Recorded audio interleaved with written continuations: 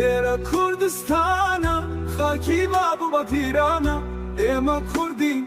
سەردۆڵندین دۆستی ئازیز تەنها شاخەکانمانە دوژمن زۆرن سەگ و گورگەکان گۆرن عەرەب و فارس و تورکی سەرشۆڕن ئێرە کوردستانە خاکی شەهیدانە هەرچیتان کرد سوودی نەبوو ڕەنگی کورد لەم خاکەداوە چەقاوە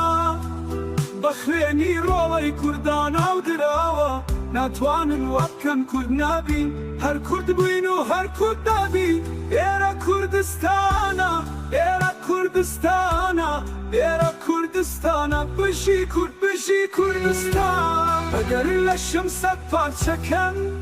بمدەنە شێر گولە و ڕەگبە قسەی دڵم دێتە سەرزاد کوردستانم وڵاتێکە نابێت بە چوار